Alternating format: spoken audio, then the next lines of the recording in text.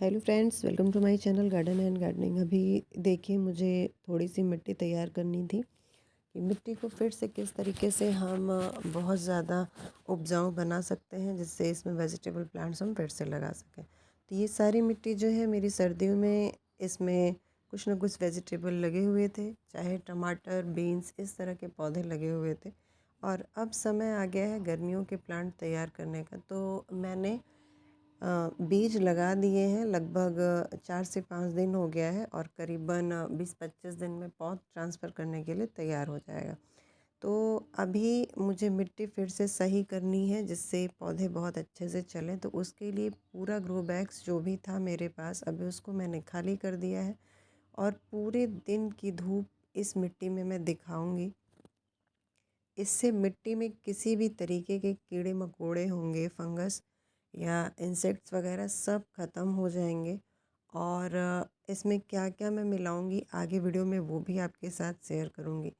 तो एक तो तरीका होता है कि आप एक्स्ट्रा मिट्टी रखें और उस मिट्टी को कम से कम 3 से 4 महीना ऐसे ही रहने दें, जिससे उसमें लगातार हम किसी तरीके की पौध ना लगाएं। तो मिट्टी तब भी बहुत ज़्यादा अच्छी बनी रहती है। लगातार जब हम किसी मिट्टी में फसल लेते रहते हैं, कोई पौध लगाते रहते हैं, तो मिट्टी उतनी ज़्यादा अपने आप में रिच नहीं रह जाती है। तो इसकी वजह से अगर ये तरीका आप कर सकते हैं तो ये सबसे बेस्ट है। लेकिन अगर इतना ज़्यादा मिट्टी हम स्टोर करके नहीं रख पा रहे हैं, तो इस तरीके से भी हम मिट्टी को बिल्कुल नया बना सकते हैं। तो देखिए, पूरे दिन की धूप मैंने दिखा दी है और अभी बहुत तेज़ धूप हो रही है। अगर आपके पास टाइम है तो आप 3 से 4 दिन की भी धूप दिखा देते हैं तो भी मिट्टी बहुत अच्छे से चल जाएगी। और लेकिन आज मैं एक दिन की ही सिर्फ इसमें धूप दिखाने वाली हूँ। शाम को किस तरीके से इसको ग्रो बैग में मैं भरूँगी, उसको भी ज़रूर देखिए। आज मैं मिट्टी में अपने सूखे पत्तों का यूज़ करने जा रही हूँ। कहीं से मुझे नीम की पत्तियाँ मिल गई हैं, तो उसका यूज़ करूँगी ग्रो बैग्स भरने में। और जब भी आपके गार्डन से वेस्ट निकलते हैं, मौसम में जब चेंज होता है तो पत्तियाँ गिरती रहती हैं। पत्तियों को इकट्ठा करके ज़रूर रख लीजिए, उसको फेंकिए मत। और बड़े-बड़े जो ग्रो बैग्स होते हैं उनको भरने में बहुत ज़्यादा मदद मिलती है इन पत्तियों से। सिर्फ़ अगर हम मिट्टी से ग्रो बैग भर देते हैं तो मिट्टी हमारी, ग्रो बैग्स हमारे बहुत ज़्यादा भारी भी हो जाते हैं और मिट्टी ठोस बन जाती है। इसमें जब इस तरह के चीज़ों का हम यूज़ करते हैं, जैसे सूखी पत्तियाँ हो गई, गोबर की खाद हो गई या राइस हस्क हो गया, तो मिट्टी बहुत ज़्यादा हल्की बनती है और जड़ों की ग्रोथ उसमें बहुत अच्छी होती है। तो आज भी मैं काफ़ी हद तक इसमें सूखी पत्तियाँ मिलाऊंगी और जिससे मेरी मिट्टी बहुत ज़्यादा हल्की बने। और अभी देखिए, गर्मी का टाइम आ रहा है तो बहुत ज़्यादा पौधों को नमी की ज़रूरत होगी, मॉइस्चर चाहिए होगा, नहीं तो पौधे बहुत ज़्यादा तेज़ी से सूखने लगते हैं। मिट्टी हमारी सूखने लगती है, सुबह के टाइम में पानी देने से शाम के टाइम तक सूख जाती है। जब इन चीज़ों का यूज़ करेंगे हम तो उसमें मॉइस्चर भी मिट्टी में मेंटेन रहेगा। तो जितने भी ग्रो बैग्स थे मेरे खाली, सबको देखिए, इसको इस तरह से मिट्टी में निकाल ले रही हूँ। बहुत मेहनत का काम होता है, जो भारी भारी ग्रो बैग्स होते हैं उनसे मिट्टी निकालना। तो अभी बहुत जो भारी ग्रो बैग्स हैं उनको मैंने वैसे ही छोड़ रखा है। देखते हैं उसका कोई और तरीका निकालूंगी, वो भी दिखाऊंगी आपको कि बड़े ग्रो बैग्स में मिट्टी को फिर से नया कैसे बनाएं। और यहाँ पे मिट्टी में देखिए, मेरे पास अभी गोबर की खाद नहीं है। वैसे तो सब्जियों के लिए सबसे अच्छा गोबर की खाद ही है। अगर गोबर की खाद नहीं है तो हम वर्मी कंपोस्ट ले सकते हैं। वर्मी कंपोस्ट देखिए, वो भी ज़्यादा नहीं था, तो ये वर्मी कंपोस्ट मैंने लिया है। और ये राइस हस्क है। और ये जो तीनों चीज़ें दिख रही हैं, इसमें लगभग गार्डन की मिट्टी मेरे 70% के लगभग है। बाकी 30% में आधी राइस हस्क है और आधा ये वर्मी कंपोस्ट है। मिट्टी में जब भी हम कुछ ना कुछ पौध लगाते हैं तो थोड़ा सा वर्मी कंपोस्ट या गोबर की खाद मिला लेते हैं। इसलिए बहुत ज़्यादा मात्रा में मैं इस समय वर्मी कंपोस्ट नहीं मिला रही हूँ और मेरे पास है भी नहीं।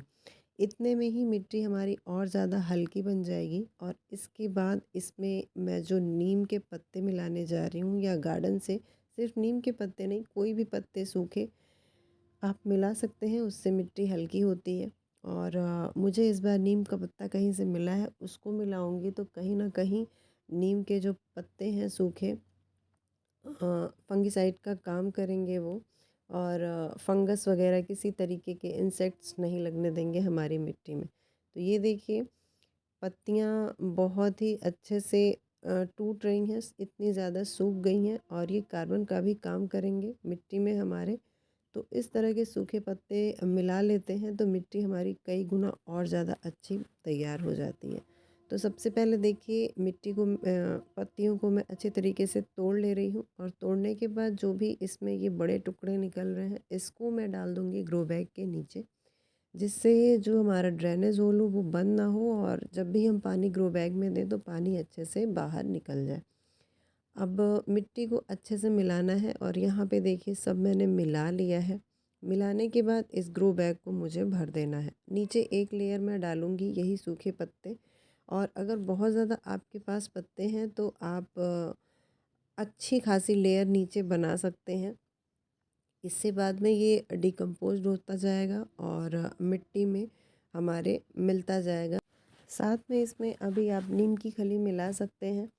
तो नीम की खली और सरसों की खली, इन दोनों को मैं लिक्विड बना के इस मिट्टी में दूंगी। अभी सिर्फ इस तरीके से ग्रो बैग भर लिया है और इस मिट्टी को कम से कम 20 दिन 25 दिन का रेस्ट मिलने वाला है। पानी डाल के मैं इस मिट्टी को छोड़ दूंगी। जब इसमें मैं पौध लगाऊंगी उस समय थोड़ा थोड़ा वर्मी कंपोस्ट ऊपर से मिलाऊंगी और अभी बीच में 2 बार सरसों की खली और नीम की खली को मैं लिक्विड फॉर्म में इसमें देने वाली हूँ, जिससे मिट्टी बहुत अच्छे से तैयार हो जाएगी, सेट हो जाएगी और इतने दिन का इसको रेस्ट मिलेगा तो अच्छी तरीके से जो भी फर्टिलाइज़र मैंने इसमें दिया है वो मिल जाएगा और मिट्टी हमारी बहुत ही हेल्दी तैयार हो जाएगी नए पौधों को लगाने के लिए।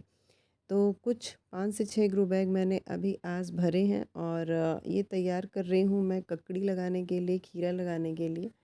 इसमें बहुत अच्छे से पौधे चल जाएंगे। अभी आप इनकी पौध बना लीजिए, समर वाले जो भी वेजिटेबल्स आते हैं उनकी, और इस तरह से ग्रो बैग में आप पौध लगा सकते हैं। तो ये छोटी सी जानकारी है कि किस तरीके से हम अपनी मिट्टी को फिर से नया बनाएं जिसमें पौधा अच्छे से अच्छे चले। ये जानकारी अगर आप लोगों को अच्छी लगी हो तो प्लीज़ वीडियो को लाइक करिए, शेयर करिए और अगर मेरे चैनल पर नए हैं तो मेरे चैनल को सब्सक्राइब भी कर लीजिए। आज की वीडियो में बस इतना ही। फिर मिलते हैं आपसे अपनी अगली वीडियो में ऐसे ही किसी नए टॉपिक के साथ।